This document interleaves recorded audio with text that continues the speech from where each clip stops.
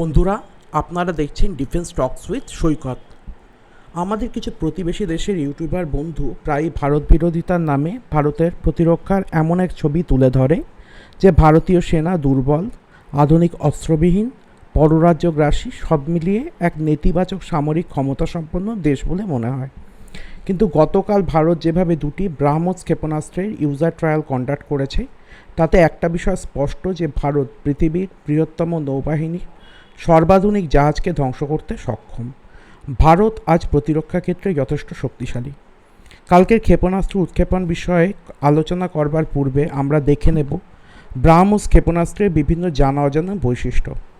ব্রাহ্মস হলো মাঝারি পাল্লা stealth ramjet supersonic cruise missile. এটা পৃথিবীর সবথেকে দ্রুতগতির ক্রুজ মিসাইল। এই মিসাইল স্থল থেকে, আকাশ থেকে, যুদ্ধজাহাজ থেকে ও ডুবোজাহাজ থেকে সহজেই উৎক্ষেপণ করা যায়।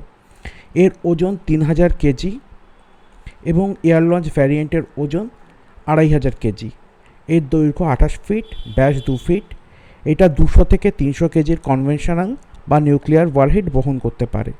এর এয়ার লঞ্চ ভ্যারিয়েন্টের পাল্লা 400 কিলোমিটার ও ভূমি থেকে ভূমি ভ্যারিয়েন্টের পাল্লা 700 কিলোমিটার। এখন আমাদের এই ক্রুজ মিসাইলের প্রয়োজন কেন? আমাদের বাংলার অন্যান্য বড় ইউটিউবার বন্ধুরা যে ভিডিওতে ব্রাহ্মস ক্ষেপণাস্ত্রের ভিডিও প্রকাশ করে থাকেন, তাতে ব্রাহ্মসের এক সুপারফিশিয়াল দায়সারা ছবি ফুটে ওঠে। বাস্তবে সম্ভবত আমরাই বাংলার একমাত্র প্রতিরক্ষা চ্যানেল যারা ব্রাহ্মসের এই পরীক্ষণে যথাসম্ভব ছবি তুলে ধরার চেষ্টা করব। তাই ভিডিওটিকে পুরো দেখুন।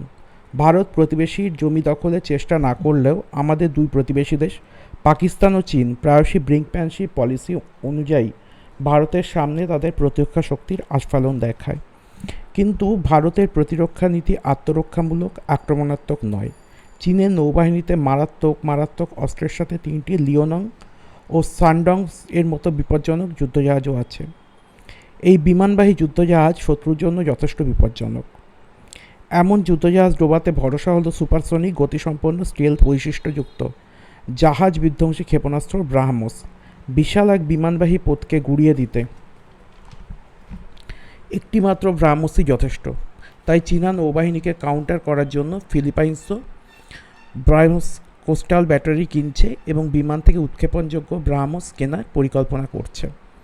গতকাল ব্রাহ্মসের 2টি টেস্ট কন্ডাক্ট করা হয়, একটি ভারতীয় নৌবাহিনীর দ্বারা, অপরটি ভারতীয় বিমান বাহিনীর দ্বারা। ব্রাহ্মসের এয়ার লঞ্চ ভ্যারিয়েন্ট প্রথম টেস্টটি করা হয় XLUUV MKI থেকে, যেখানে ভারতীয় বিমান বাহিনীর এক ডিকমিশনড মাইন সুইপারকে নিশানা করা হয়েছিল।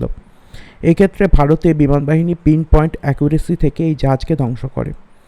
দ্বিতীয় টেস্টটি করা হয় নৌবাহিনীর জাহাজ INS দিল্লি থেকে, যাতে ব্রাহ্মস উৎক্ষেপণের জন্য বিশেষভাবে আপগ্রেড করা হয়েছিল।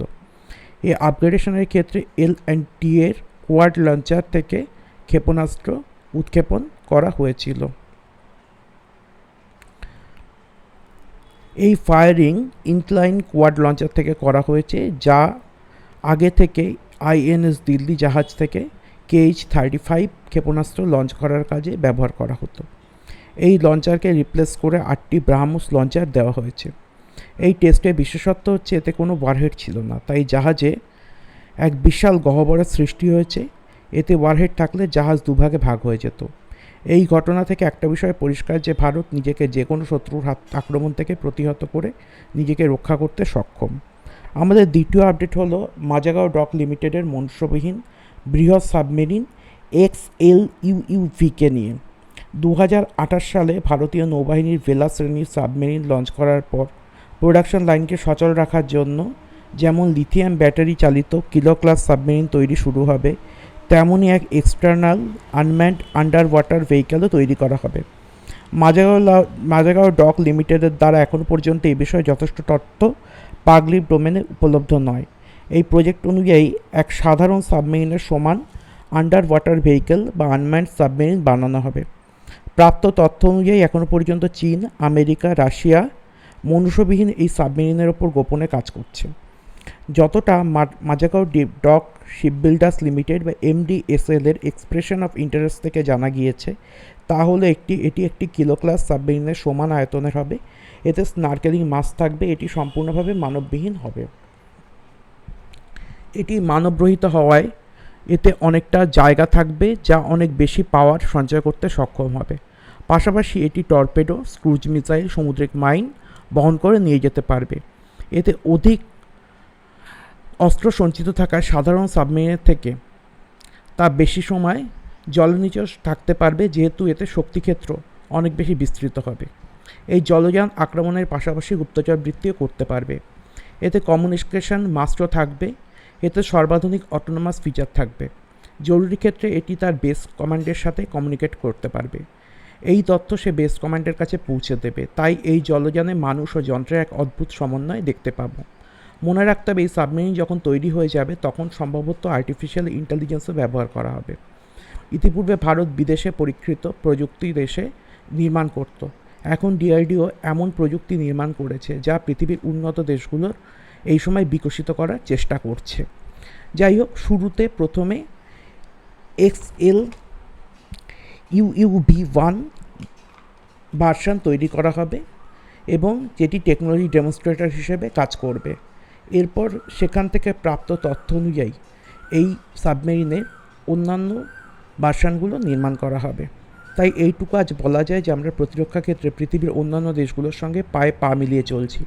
এটা আত্মনির্ভর ভারতের ক্ষেত্রে এক গর্বের বিষয় যে দেশ ক্রমশ প্রতিরক্ষা ক্ষেত্রে পূর্ণ স্বনির্ভর হতে চলেছে। সকলে ভালো থাকবেন। ভিডিওটি ভালো লাগলে লাইক, কমেন্ট, সাবস্ক্রাইব করুন। জয় হিন্দ।